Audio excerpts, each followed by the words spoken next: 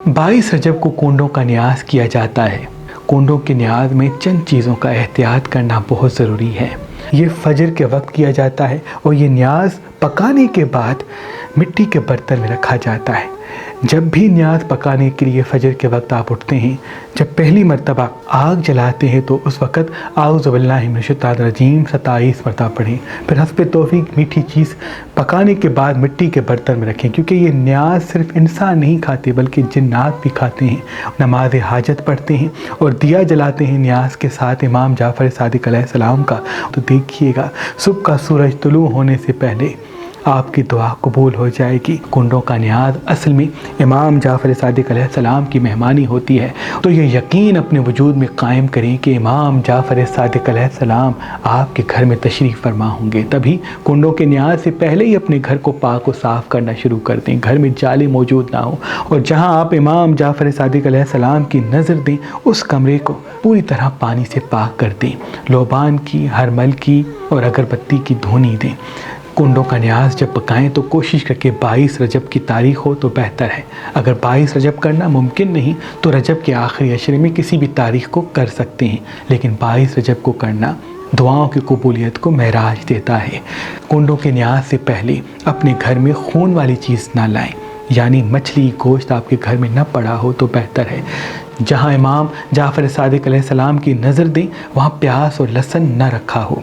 नज़र कोशिश करके जब भी दें तो किबला रुख न्याज को रखें और न्याज पकाने के बाद न्याज के साथ इमाम जाफ़र सादिक अलैहिस्सलाम की मन्नत का दिया रखें और 2 रकत नमाज हाजत पढ़ें और 700 मरतबा या इमाम जाफ़र सादिक अलैहिस्सलाम अदरिकनी या नवासाए रसूल अदरिकनी पढ़ें और अल्लाह से इमाम जाफ़र सादिक अलैहिस्सलाम के सदक़े अपनी दुआ मांगें। अगर मीठी चीज़ नज़र में देते हैं तो ये बहुत मुबारक है, क्योंकि मीठी चीज़ सिर्फ इंसानों को नहीं बल्कि जिन्नात को भी बहुत पसंद होती है। और आपके दस्तरखान पर तब तक जिन्नात बैठे रहते हैं जब तक आपकी सारी दुआएं कबूल नहीं होती। वो आपके मददगार होते हैं और फरिश्ते आपके आसपास घूमते रहते हैं, क्योंकि इमाम जाफ़र सादिक अलैहिस्सलाम दस्तरखान पे तशरीफ़ फरमा होते हैं। कोशिश करें जब इमाम जाफ़र सादिक अलैहिस्सलाम का मौइज़ा पढ़ें उस वक़्त आप बावज़ू हों और जो लोग आपके साथ बैठे हों वो भी बावज़ू हों। पूरे तवज्जो के साथ बैठें, इमाम जाफ़र सादिक का मौइज़ा सुनें और ये यकीन पैदा करें कि इस दस्तरखान पे आपके साथ नवासा रसूल इमाम जाफ़र सादिक अलैहिस्सलाम भी तशरीफ़ फरमा हैं।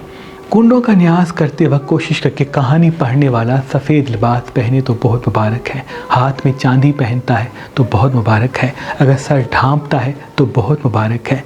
और ये कोशिश की जाए कि जहां आप कहानी पढ़ते हैं 24 घंटों तक उस कमरे में किसी की हीबत ना हो, कोई बुराई ना हो, कोई गुनाह की बात ना हो, क्योंकि वो पूरा दिन फरिश्तों का उस घर में नुज़ूल होता है। जिन्नात उस कमरे में फिरते रहते हैं और आपकी दुआओं की कबूलियत के लिए इमाम ख़ुद तशरीफ़ लाते हैं। तो आपकी नीयत, आपका खुलूस और आपकी अकीदत ही दुआओं को परवाज़ देगी। जैसे ही मौइज़ा ख़त्म करें तो उसके बाद अपनी दुआ इमाम के सदक़े अल्लाह की दरबार में पेश करें। फिर उसी वक्त फ़ौरन उस न्याज से थोड़ा हिस्सा जो जो बैठे हैं उन सबको खिलाएं और वो सब यकीन के साथ उस नज़र को खाएं कि जैसे ही वो न्याज खाएंगे उनकी मुराद अल्लाह कबूल व मकबूल कर देगा।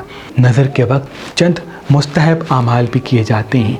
न्याज इमाम जाफ़र सादिक अलैहिस्सलाम के वक्त अगर कोई इंसान 1 मरतबा सूरह फातिहा 3 मरतबा सूरह इखलास पढ़ के अपने मरहूमीन के इसाले सवाब की दुआ मांगता है तो ये बहुत ही मुबारक अमल है। न्याज के वक्त अगर कोई इंसान सूरह रहमान पढ़ के आने वाले साल के रिज़्क़ में बरकत के लिए दुआ मांगता है तो ये बहुत मुबारक है। नज़र के वक्त अगर कोई इंसान 108 मरतबा सूरह कौसर पढ़ता है तो ये बहुत मुबारक है। ये नज़र हमेशा फ़जर के वक्त दी जाती है और फ़जर का वक्त ऐसा है जो दिन और रात का मेलाप होता है, यानी इंसान और जिन दोनों ही इस न्याज में शामिल हो सकें। और ये न्याज उस कमरे से बाहर नहीं निकाली जाती, क्योंकि ये न्याज पाक होती है। और बाहर कोई इंसान अगर किसी की ग़ीबत कर रहा हो, कोई गलत बात कर रहा हो या निजिस हो تو اس کی نگاہ یا اس کا ہاتھ اس نیاز پہ نہ پڑے، کیونکہ یہ نیاز صرف انسان نہیں بلکہ جنات بھی کھاتے ہیں، اور یہ مولا کے چاہنے والوں کا یقین ہے کہ اس نیاز کو امام جعفر صادق علیہ السلام خود چکھتے ہیں اور دعا کرتے ہیں۔ تبھی اس کو منت کا نیاز کہا جاتا ہے، اس کو حاجتوں کی قبولیت کا نیاز کہا جاتا ہے، اور جس گھر میں یہ نیاز کیا جاتا ہے آنے والے پورے سال میں اس گھر میں کبھی رزق کم نہیں ہوتا، اور خصوصاً جن کا اپنا گھر نہیں ہے، اگر وہ نیاز کریں گے تو مولا پنتن پاک کے صدقے اگلے سال سے پہلے اسے اپنا گھر ملے گا۔ جو بے اولاد ہیں مولا پنتن پاک کے صدقے ان کو اولاد صالح عطا فرمائے گا۔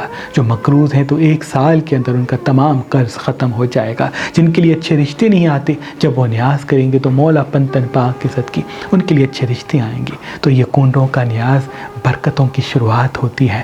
خلوص دل سے آپ نیاز کیجیے گا، اور اپنے مرحومین کی مغفرت کے لیے نیاز کے وقت دعا مانگیے گا، اور اپنی دعا مانگتے وقت مولا سے یہ عرض ضرور کیجیے گا کہ مولا ہم ہر سال آپ کا نیاز دلائیں گے، بس آپ اس سال ہماری دعاؤں کو پرواز دے دیں، اللہ کی دربار میں قبول کروا دیں۔ انشاءاللہ آپ کی تمام مرادیں قبول ہوں گی، اور تمام پریشانیوں سے اللہ آپ کو نجات دے گا۔ اے میرے اللہ، جو جو کنڈوں کا نیاز کرتے ہیں ان کا نیاز اپنی دربار میں قبول و مقبول فرما، ان کو کبھی کسی چیز کا محتاج نہ کر، اور جو جو ہاتھوں کو اٹھا کر اس وقت اپنی دعا مانگ رہے ہیں ان کی تمام دعائیں اپنی دربار میں قبول و مقبول کر دے۔